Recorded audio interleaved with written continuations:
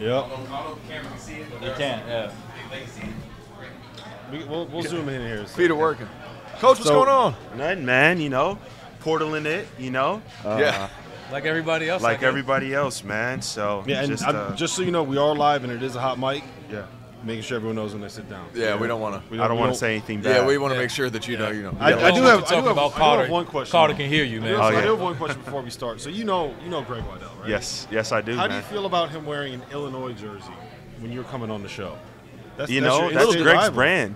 I mean, that, like his own personal. I'm all for like brand. Like I'm coming in with the Jordans on, you know, or Nike. I'm a big fan of Nike Dunks too. So I'm gonna come with some heat.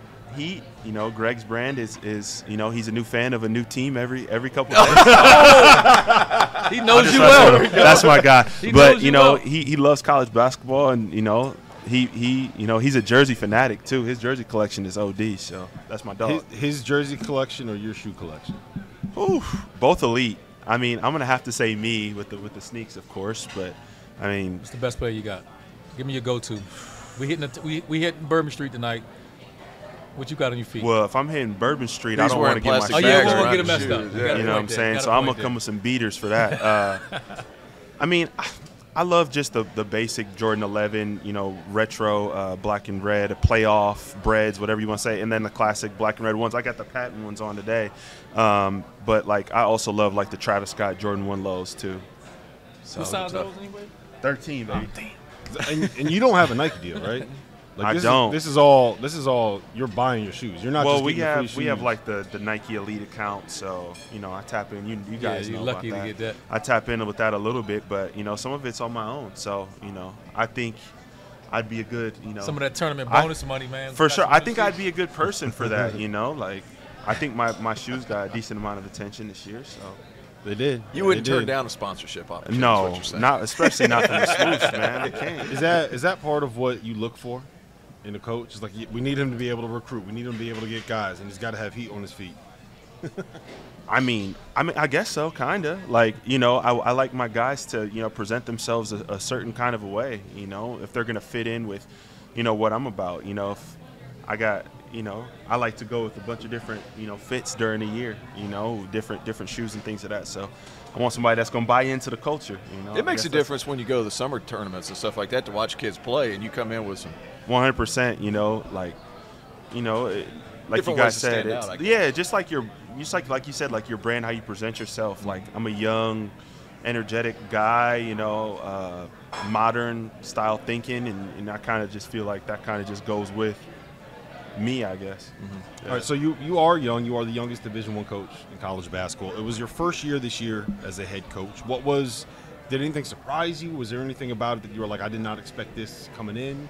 What happened this first year? Yeah, I mean, there were so many different lessons I think that I learned, and I'm not just trying to give coach speak. It's just you try to do everything you can to prepare yourself for the moment, and you know, no matter how much you try to prepare yourself, you're still not ready, I guess, until those things all happen.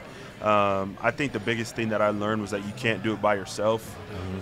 You got to have great support and great people around you that are going to be loyal to you, that know what they're doing, and that you can trust to do their job at a high level, because you can't cover all the bases, you know, 24/7. You know, and You got to delegate, right? Yeah, you got to How delegate. much delegation do you do?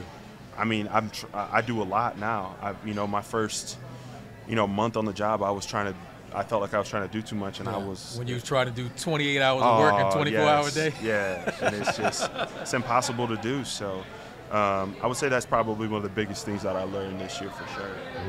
How you guys doing, man? You guys seem like you've been going crazy, getting everybody in here. Well, we've had quite a few. Yeah. We're only Just a bringing the few. A-list, We only though, bring- Coach. yeah, so yeah. we're Only Only A-list bringing guys. the A-list guys. A-list guys. Hey, I got to Why'd you ask bring you. me on here? That's what you. The shoes. Okay. The shoes. The shoe game's elite, Right. you know what I mean? I Hey, I got Something's got to be elite. I got to doubt. ask you this, Coach. As far as on-court coaching, how big of an adjustment was that for you, sliding one seat down? Really, like you were behind somebody that was really successful and known as one of the best basketball minds. I mean, what was the biggest thing moving forward? And I was able to watch you guys in Atlantis and all that stuff. Man, you Yeah. guys, I mean, you do a terrific job. What's the biggest adjustment on the court? I think in game, you know, I think me personally, I've been, you know, ever since I started, you know, with Coach Izzo, as like as a GA, like Coach Izzo, you know how he coaches, and he wants everybody on his staff to be intense, and that's me. That's you know, say you know how you feel, say what's on your mind, and you know give you know criticisms or praise. You know, and so even as an assistant, I've always been a guy that would type out what I think we should do for practice and the why. With Coach Moser, I you know I do that every day. So I think like in practice, you know, I think some of that kind of stayed a similar feel for me now. Was I the main voice? Yeah. But like there'd be times in practice before where the head coach would have to tell me, hey, I don't want it that way. Like you need to chill out a little bit, which I'm fine with. But I think in game, just like managing the game, managing, you know, between substitutions and matchups and go zone, not go zone, what plays to call, and then also trying to like, you know, like if somebody's saying a play call, like trying to remember what the play call is. Like before when I was just running the defense, I was just locked in on like, all right, what's their set, you know, what triggers a certain action, and I thought, you know, we were pretty good. I mean, last year we were number 2 defense in the country, 2021. So I thought we did a pretty good job of coming up with game plans and things like that. But you know, this year it was, you know, trying to figure out offense and defense at the same time on court. So that was kind of new for me, and I guess that's another thing that I had to start, you know, getting a little bit more help with in game to manage that, because it's a lot. Now that your team is taking over and you're getting, you know, you're entering your second year, you're starting to identify the players that you want, that you didn't inherit, and you obviously embrace the ones that's there and they're yours. But what is a player? What are you looking for in a player that you want to build this program out? Yeah, I mean, the first thing is value in winning, and that being the main goal. You know, if everybody doesn't have a common goal, just in organizational leadership, you know, the different podcasts or different things you listen to, if everybody doesn't have one, you know, singular focus, that's when things start getting messed up. If I'm having to go on the recruiting trail and you know, obviously NIL and opportunity and things like that, those are, you know, things you have to embrace and things you have to, you know, speak about. But if your main goal is you know, individual based, then you're not a fit for me, you're not a fit for our culture, you're not a fit for how we do things. So winning is number one. So do you have a track record of winning? Did you win in high school but maybe not win in college? You know, is your family speaking that way as well? You know, if your parents or your, you know, people around you, trainers, if they're just talking about you, then I'm not into that. And then obviously the combination of like skill and toughness, I think that always wins out. You know, obviously like length, all those things are great too, but the combination of winning, the mentality, that DNA that you possess, and then from an on-court perspective, your toughness and your skill level, shooting, dribble, pass, shoot, those are kind of like the 3 things that we always want to check those boxes when we're identifying players. Well, you're finally building a team, right? Like when you took over last year, you kind of existed, right? There was like a culture, there was a team, there was a roster, there was all kinds of, yeah. But now you're building something this year. Yeah. How difficult has that been, and how eye-opening has it been? Is there anything different now that it's yours versus what it's been in recent years? Well, like last year, you know, obviously, like, you know, we had the possibility of the foundation to have a really experienced team, but like, I mean, you guys are seeing it now with the portal. Like, if Lucas Williamson would have went in the portal last year, like, dude could go he can go wherever he wants. If Ahir Uglak went in the portal last year, he can go wherever he wants. If Braden Norris went, I mean, those guys, they know that. I speak to them about it. I'm honest with them about it. But they just decided to come back for a reason. So, although I feel like, you know, I guess I had it built in for me, like, you know, there was people that were trying to get those guys to go other places, and they thought that we had the opportunity to play for championships last year. So I you know, although I had relationships with those guys, I still feel like I kind of had to re-recruit those guys back. It's small or simple, I guess, that as it may seem, you know. And then we had how frustrating is that? I mean, at your level, you've been to, this program's been to Final Four, right? Yeah. They went to, was it the Elite Eight last year? Sweet 16. Yeah, Sweet 16. Knocked off a number 1 seed. Greg was devastated by that loss. His lifelong fandom of the Illinois Fighting Illini. The team is constantly like ranked in the top 25. Like it's a major program at this point. Yeah. And you still have like the bigger boys coming in and saying, hey, you should come recruiting off your roster. I'm assuming during the season. Yeah, I mean, like we always say in recruiting, like honestly, the only thing, not Power 5 about our program is the conference we play in. And so from the way that our administration supports us, from the game day atmosphere that we have, to the way that we travel, to the way that, we are able to take care of our student athletes, the only thing not Power 5 about it is the conference. And so it's not for everybody. Everybody doesn't have the confidence to, because this is a very, everybody wants to be cool, and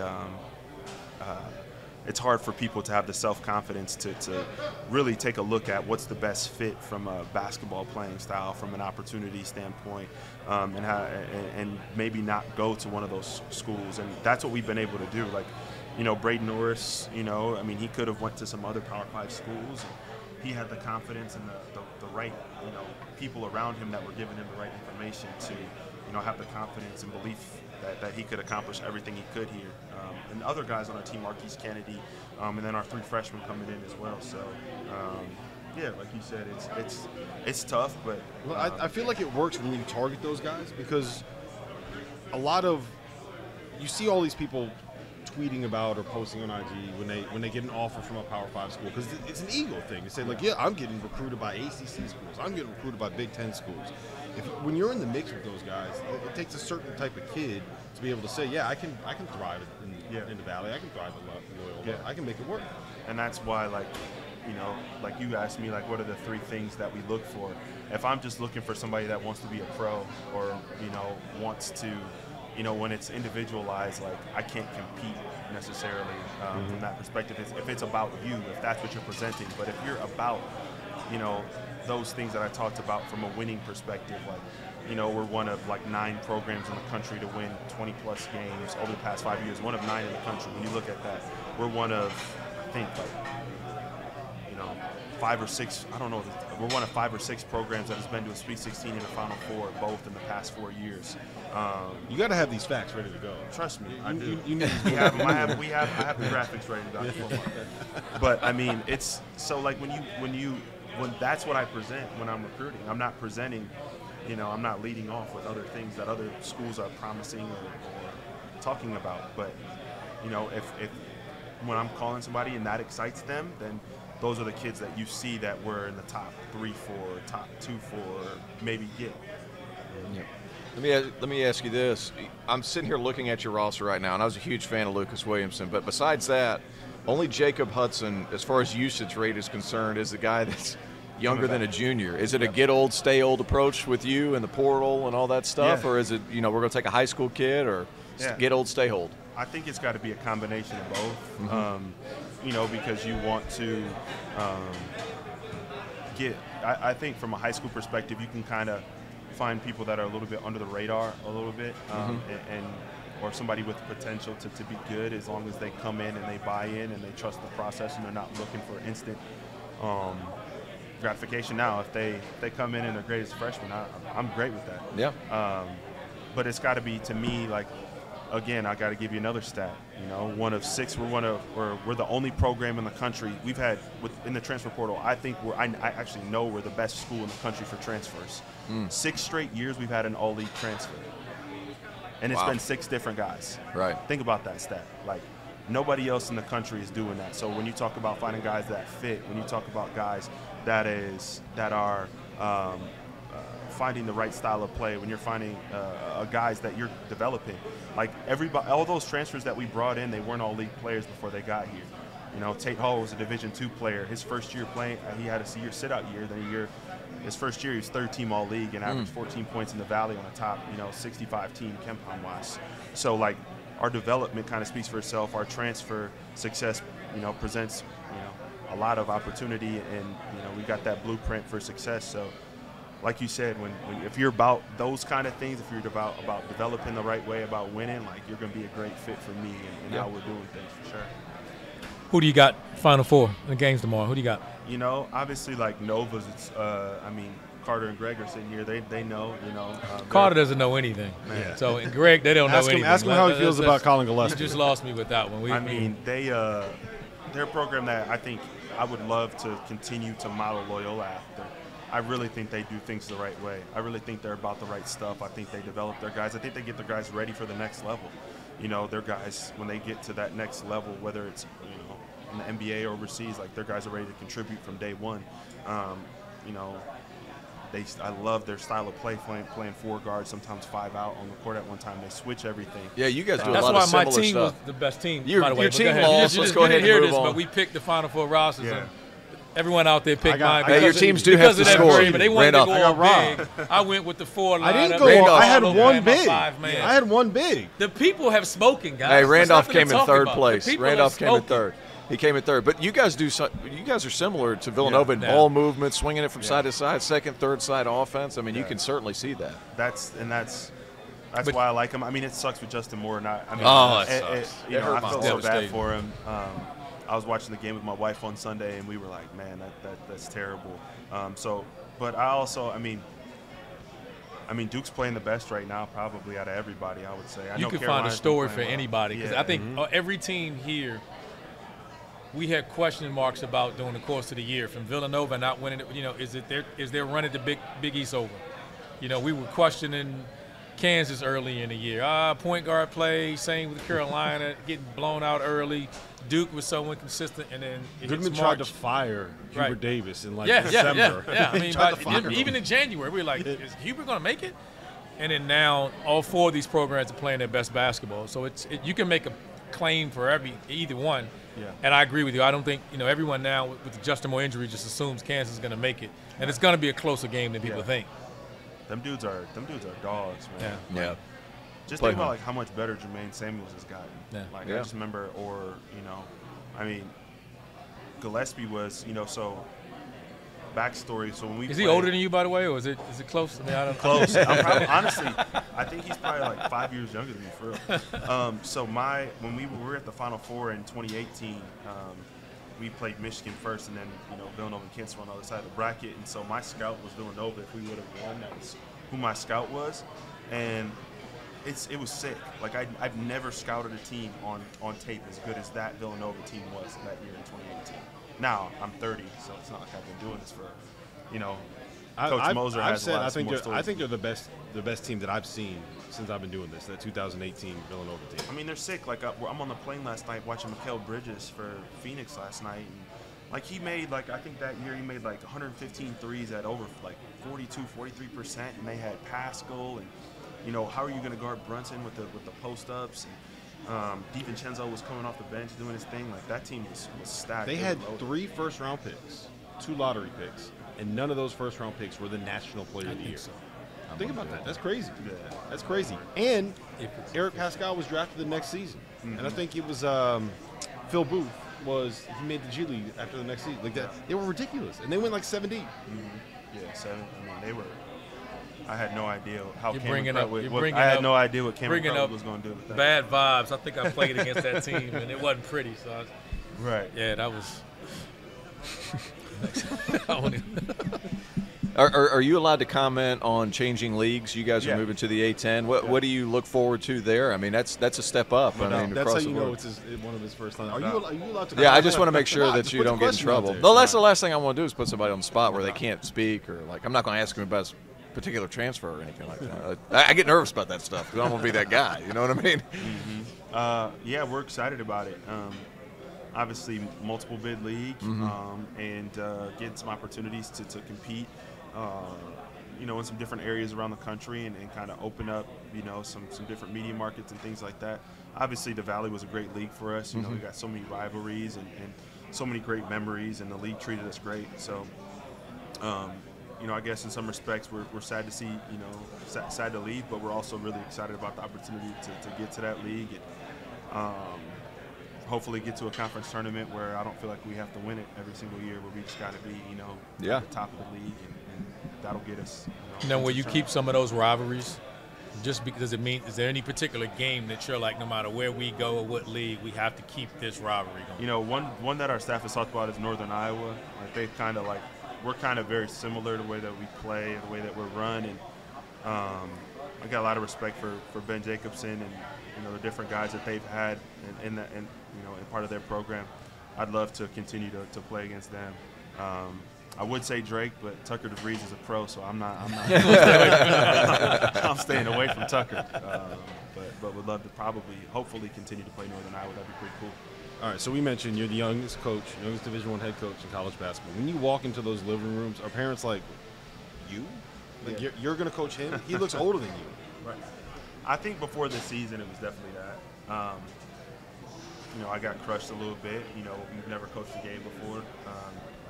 But I think now with, making an NCAA tournament, hopefully I put some of those. Maybe he can coach just a little bit. Hopefully I put some of those questions to rest. But there's definitely some parts of people that probably is like, man, this guy's 30. Does he really, know what he's doing? But it's my job to continue to prove that I can. And I'm, grateful that our fans believe me, our players believe me, our administration believes me. You've gotten the coach speak down pat. Dude, you're knocking the hell out of coach speak. Really, like, just you're absolutely right dominating. Now. I like I'm that. not trying right to. now. I really try to not do that. Like, I promise I really try to. Maybe it's because my dad, man. My dad was How much pressure did you put on yourself? Or I know you heard the narrative out there being not only just being a black coach with no head coach experience, because it just doesn't happen often. Yeah. Right? And so you hear all this out there and you get that opportunity, and there's so many others that haven't. I mean, how much of that did you even think about, and who did you lean on when it was I thought coming about on? it all the time.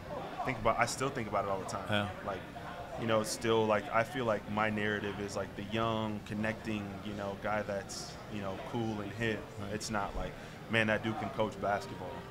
That isn't. I don't feel like that's maybe it is. I don't know, but I feel like that's more been my narrative, and so I just know you as the guy that knows Carter, so he's the man. But like a close friend of mine is Jordan Mincy, who's at Jacksonville this year, and they crushed it this year. Man, he killed it too. Good. And we talk about it all the time. Like we gotta do what we can for the next generation. And last spring, I think there was a lot of young Kimmy. Kim English was one too. A good friend, somebody like we talk about it that we gotta. Obviously, I think one thing that was great for me from the tournament was just how much like Shaheen out. That was awesome. Like when I first got the job, like Shaheen reached out just out the blue, and he wasn't what he is now. And we talked throughout the year regularly, and so talking to guys like that. And I think one thing, like I said, was cool for him was. Like people were talking about how good of sets he was running, or how well coached his team was, and how hard they played. It wasn't the narrative of just being a narrative. It correct. was people were applauding him for what he was actually doing as a coach, and not just it's awesome. fit in a box. No doubt. And so I definitely like to answer your question. It sucks, but it's kind of I guess what I'm. Well, I mean. Doing a hell of a job. As you have success, and as Shaheen has success, and as guys like Kimmy and Ben Johnson in Minnesota, like as those guys win, then more opportunities are gonna pop up, right? And I think that's why I'm rooting for Kenny Payne to go to crush it at Louisville. I think Mike Boynton at Oklahoma State is a perfect example as well. Like it was a little bit of a risk to hire him for Oklahoma State, and I think he's done a really good job there. Yeah, Coach Mike, talk about. I think they were either number 1 or number 2 defense in the country this year. And I sat down actually with Mike. We had dinner last year at Peach Jam, and so and I was just picking his brain, chopping it up with him. So I'm fortunate to have a lot of mentors, especially minority coaches, who want to see me have success, and I want nothing but the same for them as well.